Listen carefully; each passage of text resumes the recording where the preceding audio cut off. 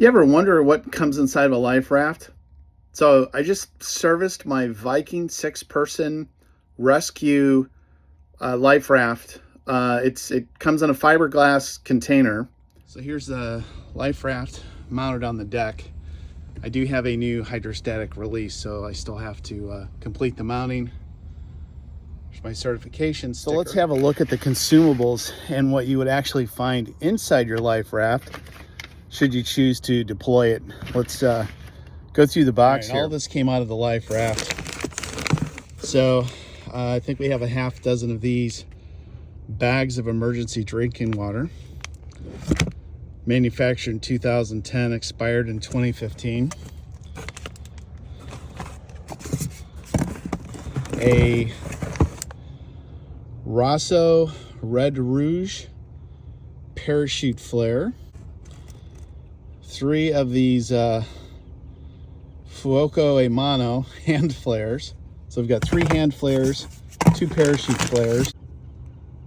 Avamine looks like for seasickness. This looks like a battery pack for a light. A couple of lights. So I think there's like a dome light and a light that blinks on top of the life raft. It looks like this is for a repair kit in case you get a leak. So this also came with the life raft. This is a Solace first aid kit in a package. I decided to keep this since a lot of this isn't really going to go bad over 10 years. Looks like more seasickness tablets, antiseptic wipes, some antiseptic burn cream, zinc oxide adhesive tape, adhesive plaster, sterile, medium, large, and extra large dressing, bandages, gauze, scissors, triangular bandage, rustless safety pins, gauze dressings, a plastic burn bag,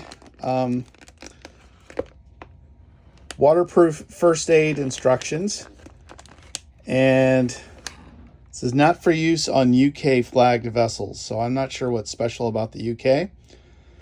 But it's pretty cool that this was packed in with the life raft as well. And all this stuff is vacuum bagged with the life raft. This would be inside the life raft.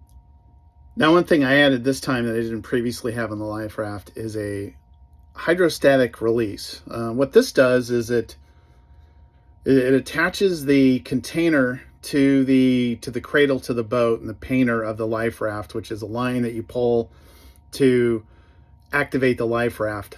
In the event that the ship goes down somewhere between 1.5 meters and 4 meters, this will cut through this line and release it. So the life raft will float up. It'll deploy, float up to the top, and then there's a weak link that'll break off. So as the ship goes down, the life raft is able to separate. So hopefully I don't ever need to rely on this. I debated on whether to invest in this because I figure if I can't deploy the life raft and I'm solo and the ship is already sunk, the odds are pretty slim that I'm going to be crawling into a life raft at that point in time. But I still thought it was good to have and worth the $150 investment, so I picked this up as well.